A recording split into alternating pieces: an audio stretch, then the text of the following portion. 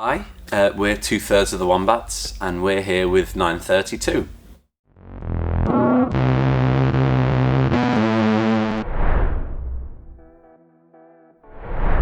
Yeah, it's been an amazing run of gigs in the UK, and we finally just starting the European part, the mainland European part of the tour, and yeah, it's going really well. We're very excited to be here in Netherlands and Tilburg. And yeah, it's going well, isn't it? Yeah, obviously when you put out a new album, it's usually been sort of gestating for a good few months or years in some cases, but for us, like, we finished the album and then there's that anticipation of like, oh, we're going on tour and we're going to play the new songs, and I think that's one of the nicest things, like just seeing the reaction from fans and seeing people dancing to the new ones and singing along. It's been great, and just happy to be back on the road really after 6 albums and all this time that we still get to do this. It's amazing. Yeah, it's been great. Even the first week we did some kind of shows just around the release to celebrate the release of it, and somehow some like fans had like learned they knew all the words already to most of the songs, so it seems to have been embraced, and there's a few standouts throughout the night that people have been like dancing away to, and kind of seems like seamless with the old stuff really. Yeah, it kind of seems to be blending nice in the set and kind of like works well with the other songs. It's reaction's been great. Like Blood on Hospital Floors is like, feels like it gets that sort of same energy in the crowd as you get for some of the older stuff. People start pogoing around. Yeah, it's quite mosh pity, that one actually. And when sorry I'm late, it's a bit more chilled out, but at the same time the reaction is great. People get Everyone's to like and, sing along and dance to it instead of mosh. I think it's Blood on the Hospital Floors for me anyway. To play that live feels like it has that raw sort of punk energy, and it just brings me a little bit back to our first album in many ways. And a killer bass hook as well, obviously. Of course, I stand in the middle. I get to play a solo, and that's the real reason. The spotlight's on Tord for that. That one's really fun. Also been loving playing Kate Moss. It's just really different to anything we've kind of got in the set. Really like hypnotic and loopy, and that always feels like a fun moment.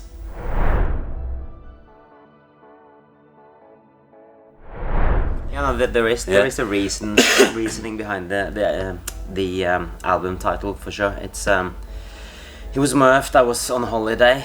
I think it was in Mexico, was it? Or was it? I think it was on the beach in LA. Yeah, it was in LA, maybe. Well, yeah, it was at a beach anyway, and for the first time, kind of saw the ocean, kind of taking in, and realizing what an amazing thing the ocean is, like, or for the first time, kind of thing. Like, I guess before, never really like appreciated the sheer like magnitude and the size and the sort of like how impressive that actually is. I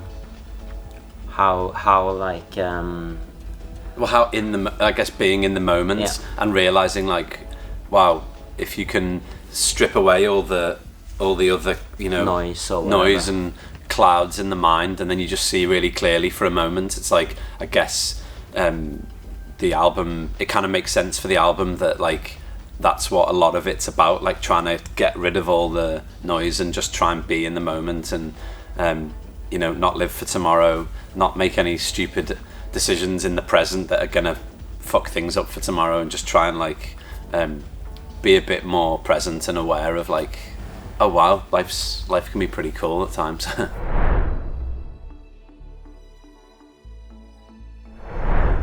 Well, I mean, this is not really a real challenge because it's nice to travel places to go and record, but obviously like leaving your family, although our families came out for a while, but we did it all in LA, so obviously being away for like nearly 2 months away from home, that was the only, but that is also positive.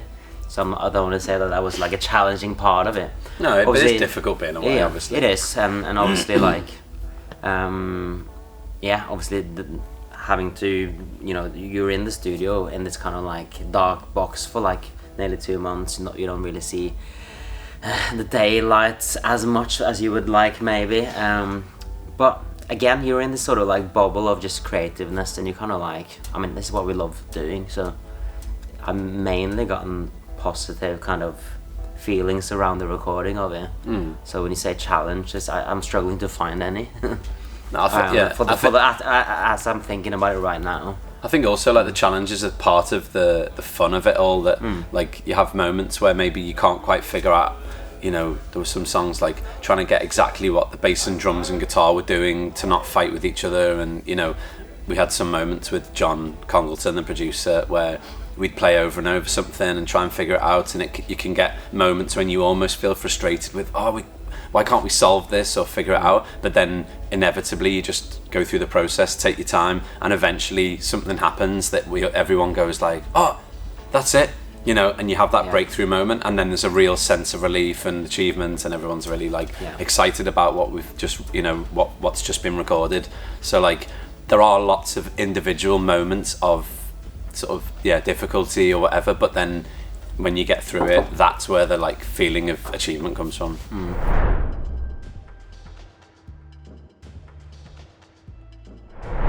Kate Moss. One. Yeah, we were just talking about Kate Moss before and how that is so different in the set. It's also a very different version to what the original version was. The old demo of the track was very much like just a pretty classic, like Wombats-y, disco beaty kind of like. It was way quicker and a bit punky maybe. But we completely changed the feel of that. It was. I don't even know how that came about. We knew that we wanted to do something different. No, basically Murph was like, he did something on the piano with it, and he was like, I just feel like we should take this in a different direction and see what's out there. We've always got that for backup. And then we were kind of like, okay, yeah, cool, let's try something. Started as a piano version, didn't they? Yeah, but then we started playing, and it was kind of this like, that's one thing that's really fun when you're in the studio, when you don't know exactly where you're going to, but you kind of know when you get there. And like we started messing around, and then it was like, I think we all got a little bit like frustrated. We didn't know where we were going with it. And then I remember John had like a section of drums that he'd like chopped up just to see what it was going to be like. And then it was like, well, what if you like mess up the sound of the drums a bit more and then see where that leads? So then he put some different effects on. Then it was like, started feeling a bit more hip-hoppy, kind of like loop based, and then had some piano on it, and almost then industrial. It had that kind of like, I mean, it was like lots of little decisions as we were going that just kind of felt like, well, that feels exciting, let's move forward. And John was really good with that kind of spontaneous, in the moment. If it feels good, don't overthink it. It's like we all got excited, right? Murph started singing on it just to do a guide vocal, and it was like, can you try singing the whole thing down an octave? Because originally he was singing the whole thing up. So it was like, that changed the feel massively. And at first, I think Murph was a bit like, it's going to take me a while to get my head around this, I'm not sure. And then we were all sat there going like, no, honestly, trust us, this sounds really cool. Because when it then changed to the octave above, it got this sort of like magical lift, and we all got like goosebumps in the studio. It was like, this is so cool. If we can pull this off, it'll be great. So and also that the kind of again, John's way of working was very like, you know, we were like, it'd be nice if the end just got like really epic and big, you know, kind of Radiohead references or whatever. And then he was like, yeah, we'll just play what you're thinking. So started playing some synth on it and did like a pass, which was really fun, and like messing around and filters and like, you know, not really thinking, and finished. And we were kind of like, you know, something like that could maybe work. And then like the next day listening back, and it was like, wow, that sounds so cool, should we redo that? And he was like, well, it sounds great, doesn't it? Really excited. And like, why would we change it? We captured something, you know. He was very much just like, no, don't think about that anymore.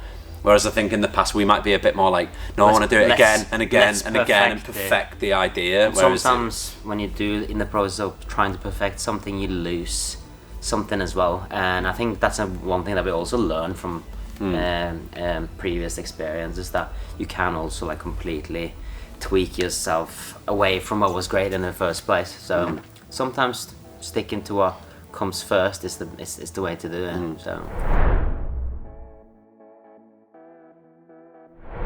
Yeah, it is. Yeah, it's intense, but all the songs are like maybe the demo was great, and you're just trying to replicate that. Sometimes you keep some of the demo stuff because it sounds good, you know. Although not really with John. No, I'm talking in general. Yeah. But on this album, he did not like demos. He didn't want to think about them. He wanted to start everything from scratch. So yeah, and it was like we're capturing something here and now. This is and us that's it. This producing, making an album together. So which actually the process of capturing the art matched the album title in a way. You know, that kind of like just be in the moment and capture something right now. Don't think about what's gone before or anything that's coming after. It's like, does it feel good this moment? Yeah, okay, great. If it doesn't, get back in there and do it again.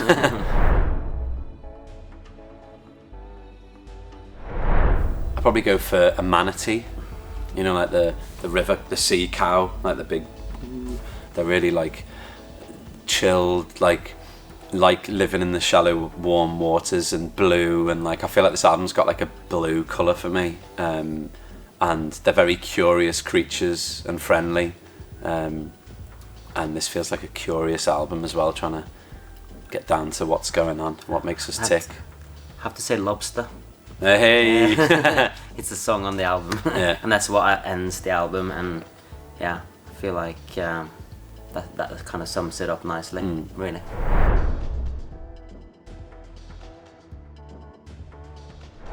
Yeah, I guess festival sets, we usually have a little bit less time, and it's not necessarily your crowd, you know, it's not necessarily people who are just there to see us, so it adds a little element of unknown for us, I think, that we actually really love as well. Like, you've got to kind of win people over maybe, and it's usually just like sort of greatest hits, and it's usually more energetic set in the sense that it's just energetic song after energetic song. In shorter sets we can do that, but like in a headline show we want to take it down, you know, do some slower, maybe some moments where you can breathe a little bit and before you bring it back up again.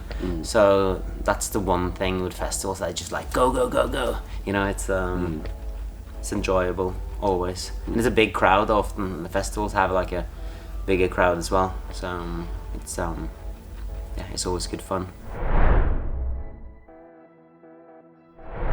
What was the weirdest catering or food you got served at a show? And this is Hollywood Surrender. Weirdest catering. So, this was the best catering that I've ever had. We could maybe like circle back to Canada, to the Osheaga festival in Montreal, wasn't it? Yeah. And it wasn't weird catering, it was just incredible. It was weirdly amazing. Because like people would probably pick the worst they had or whatever. This was the best we had, and they had like an oyster bar and a pizza place with like a pizza oven set up, like with you know, just insane. Yeah. It wasn't just oyster bar. They had like lobster. You know, they had like all the seafood kind of like section. And then they had like a pasta section and like a whole big barbecue section. It was absolutely incredible. It was like going to a food festival, but it was backstage at a music festival. We were like, what's going on here? Yeah, that was insane. I remember that. Yeah, so that was it's weirdly good. Yeah.